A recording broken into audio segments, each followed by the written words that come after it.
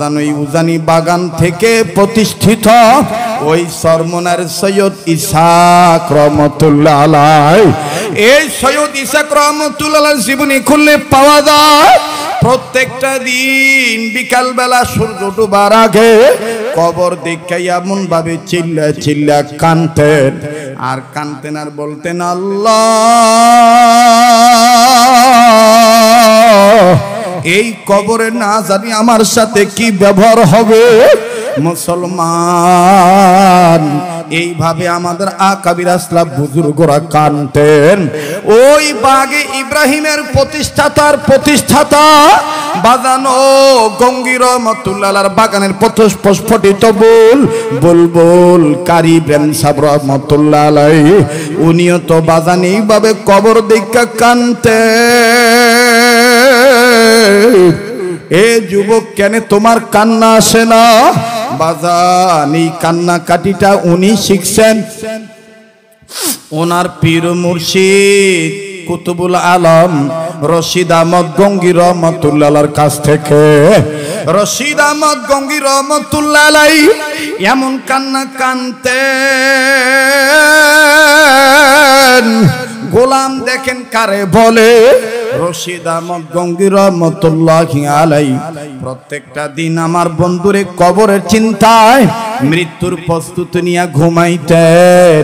প্রত্যেকটা দিন রাত্রে বেলায় ঘুমানোর আগে বিছানায় মাথা রাখা, পিঠ রাখার আগে, বালিশে মাথা রাখার আগে একটা কাগজের টুকরার মধ্যে চিঠি লেখা, চিঠিটা জমা দিয়া তারপরে বালিশে মাথা রেখে ঘুমাইতেন। ওই চিঠিটা বালিশের তলে জমা রাখতেন। ওনার খাস খাদেম ইয়াহিয়া রহমতুল্লাহ আলাইহি বলেন চিঠির ভাষা এইরকম ছিল। চিঠি লিখতে যে গোলাম হইয়া কাঁদতেন আর বলতেন, আল্লাহ এই যে আমি ঘুমাবো না জানি এই ঘুম আমার জীবনের শেষ ঘুম, না জানি এই ঘুম আমার জীবনের শেষ ঘুম। এই রশিদ আহমদ গঙ্গি রহমতুল্লাহ আলাইহিকে যদি বলা হয় হযরত এই কবরের মুরাকাবা মৌতের চিন্তার সাধনার কান্না কোত্থেকে শিখলেন, উনি জবাবে বলবেন আমি মুহাম্মাদুর রাসূলুল্লাহর কাছ থেকে শিখছি। আল্লাহু আকবার, আল্লাহু আকবার। আমার নবীও দেখেন মৌতের মুরাকাবা করতেন। একটু চোখটা বন্ধ করি বাবা, আপন আপন কবরের চিন্তা করি বন্ধু। মান আরাফা নাফসাহু ফাকাদ আরাফা রাব্বাহু, যে নিজেরে চিনলো সে আমার আল্লাহরে চিনলো, যে নিজেরে চিনে নাই সে আমার আল্লাহরেও চিনে নাই। এ বন্ধু, এ বাবাজি, আমার নবীও তো মাঝে মধ্যে সাহাবায়ে কেরাম রাদিয়াল্লাহু তাআলা আনহুম আজমাইনগণকে বলতেন, আল্লাহর বান্দারা তোমরা মাঝে মধ্যে মরার আগে মরিয়া যাইও, মাঝে মধ্যে মরার আগে মরিয়া যাইও। বুখারীর হাদিস। আজকে আমরা ব্যবসায় পাগল, মৌতের চিন্তা করি না। আমার ভাইরে সাহাবীরা বলতেন, ওগো নবী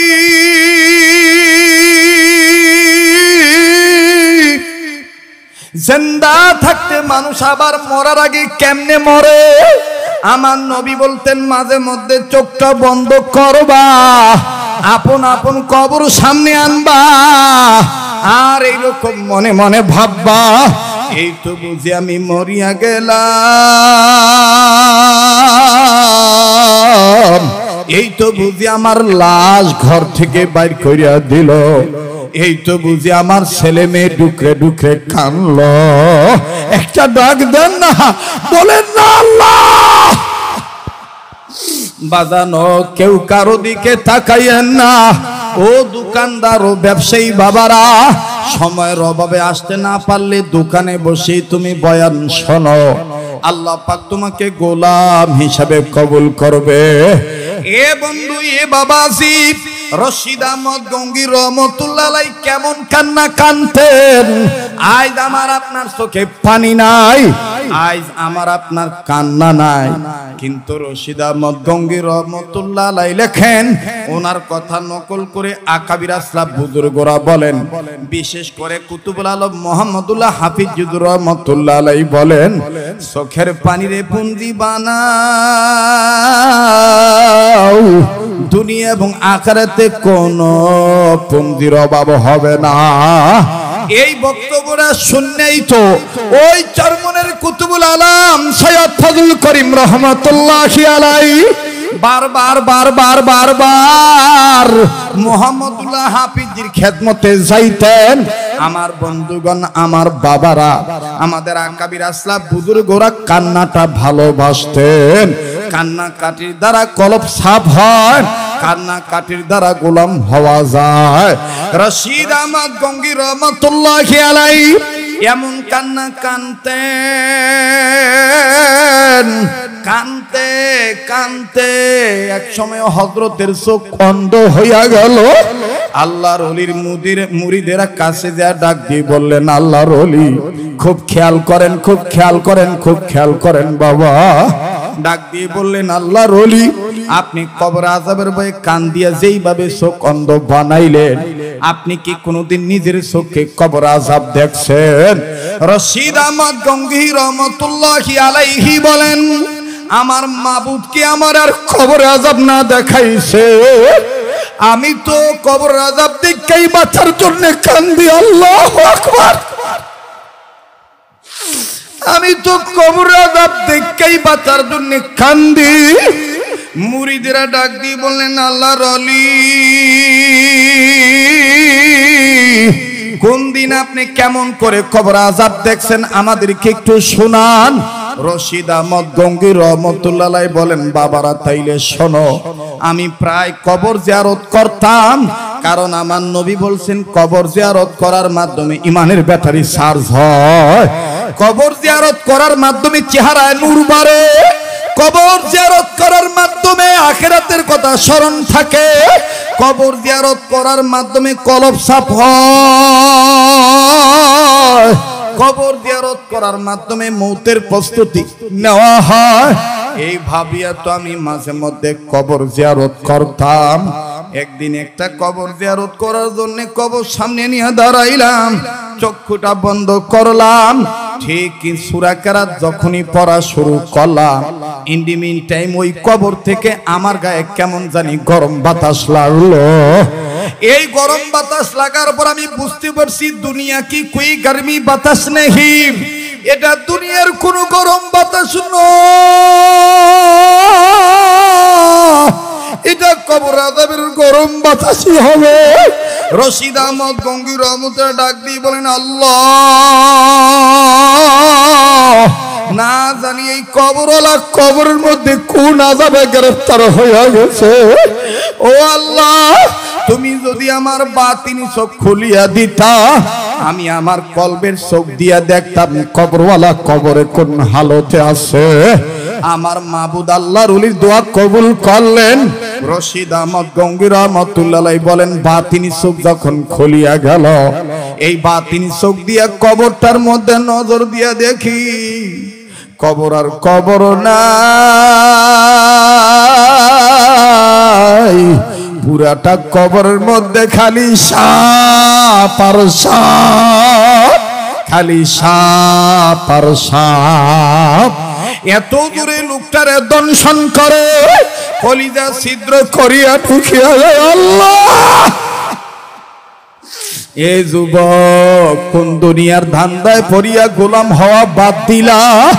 আরে গোলামির মধ্যে দেখো কত শান্তি, আর গোলাম না হইলে দেখো কি পরিমাণ আযাব। আল্লাহ নবীও তো ফাতেমাকে বললেন, ফাতেমা এই কবরে কেউ যদি গুনাহ লইয়া যায় জাহান্নামী হইয়া যায়।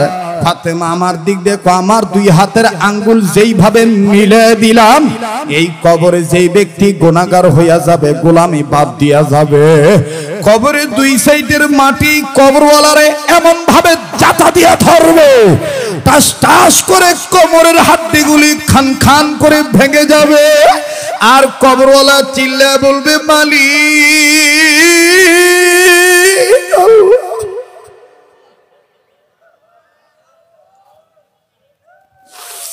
মালিক, আগে যদি জানতাম গোলামি না করে কবরে আসতাম না। রশিদ আহমদ গঙ্গী রহমতুল্লাহ বলেন, বাবারে ওই কবরওয়ালারে লোক সাপগুলি এমন ভাবে দংশন করে, চামড়া থেকে গোস্তগুলি কামড় দিয়া সিরিয়া ফালায়। আমি রশিদ আল্লাহকে ডাক দিয়ে বললাম, আল্লাহ, আমি রশিদ আহমদ আল্লাহকে ডাক দিয়ে বললাম, আল্লাহ, এই লোকটা কি এমন গুণা করিয়া কবরে আছে? এ যুবক কেমনে রে দাড়ি কাটো, যুবক কেমনে রে নামাজ কাজা করো, যুবক কেমনে রে তুমি বেপরদা নারীর পাগল হইয়া যাও, যুবক কেমনে রে তুমি মাদক গ্রহণ করো। এ বন্ধু, এ বাবাজি, রশিদ আহমদ গঙ্গী রহমতুল্লাহ বলে, তারপরে দেখি লোকটা নাকের ফুটা দুইটা, এক নাকের ফাঁকা দিয়া বিষাক্ত সাপ মাথা ঢুকায় দিল, আর একটা নাকের ফুটা দিয়া সাপ কবরের আযাব মিথ্যা মনে করে বইছে। ওলামায়ে কেরামের কথা বিশ্বাস করেন না, নবীজির কথা বিশ্বাস করেন না। এই কবরই তো ইমিগ্রেশন কাউন্টার। রশিদ আহমদ গঙ্গী রহমতুল্লাহ বলেন, আমি নজর করিয়া দেখি বান্দাটার মাথার মগজ মুখে করে নিয়া সাপটা থা করিয়া বাইর হইল, আর এত দূরে পেঁচা পেঁচা জাতা দিয়া বান্দাটারে ধরলো। বান্দাটার হাড্ডিগুলি কটমট করে ভেঙে যায়, রক্তগুলি নাক মুখ দিয়ে গল গল করে পড়ে।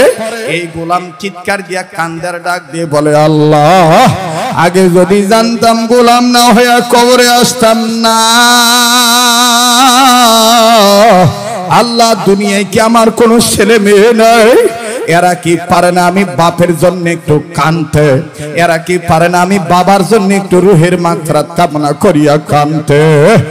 এ বন্ধু, এই মুহূর্তে মাধবদীর বাইরা নরসিংদীর বাবারা, এই মুহূর্তে কে জানি এই জায়গায় বাপ হারা বইছে, কে জানি মা হারা বইছে, কার মা বাপ জানি দুনিয়ায় নাই, কার মা বাপ জানি কবর থেকে কান্দার ডাক দিয়ে বলে, ছেলে রে, মেয়ে রে, মা পিলে গেলি আমা বলে একটু কানলি না বাবা? কবরে আইসা খবর পাইলা, দুনিয়ায় যদি কোনো ছেলে মেয়ে মা বাবার জন্য কান্দে, ইসালে সওয়াব করে রুহের মাগফিরাত কামনা করিয়া কান্দে, আমার মাবুদ ছেলে মেয়ের চোখের পানির উসিলা বাপ মার কবর আযাব মাফ করিয়া দিবে। আমি জানি না ভাই কার মা নাই, কার বাবা নাই। ওয়ামা উমিরু ইল্লা লিয়াবুদুল্লাহ, আল্লাহর নির্দেশে গোলামি করা লাগবে। আমার ভাইরা, আল্লাহ পাক বলেন, পিতা মাতার খেদমত যারা করবে তারাও তো গোলাম হইয়া যাবে। ওয়া কাদা রাব্বুকা আল্লা তা'বুদু ইল্লা ইয়াহু ওয়া বিল ওয়ালিদাইনি ইহসানা। আল্লাহ পাক বলেন, তোমার রবের কুদরতি পার্লামেন্টে ফয়সালা হইয়া গেছে, তোমার রবের গোলামি করার পর মা বাবার খেদমত করবা। মা বাবার নামে কান্নাকাটি করাও কিন্তু গোলামি করা। এরে বন্ধু, আমার বাইরে, আমার বাবাজিরা, যার বাবা নাই তার মতন বড় দুঃখী আর কেউ নাই, আবার যার মা নাই তার মতন বড় এতিম আর কেউ নাই। আমাদের প্রত্যেকটা বাংলাদেশের প্রত্যেকটা কওমি মাদ্রাসাগুলোতে অধিকাংশ এতিমখানায় দেখবেন এতিম বাচ্চা আছে, দেখবেন কোন ছেলের মা আছে, কোন ছেলের বাবা নাই, আবার কোন ছেলের বাপ আছে, কোন ছেলের মা নাই।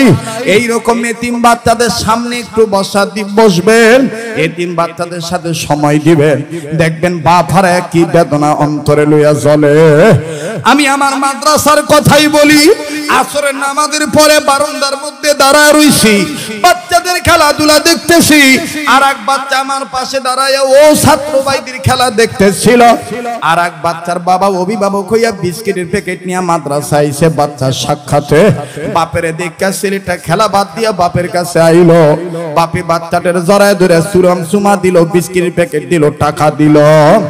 আর এই দৃশ্যটা দেখিয়া বারান্দার ছেলেটা, আমি জানতাম না যে ওর বাবা নাই, বারান্দার ছেলেটা বারান্দার গ্রিলের সাথে মাথাটা টাকায় আর চিৎকার দিয়া কান্দার বলে, আমার বাবা কে আইব?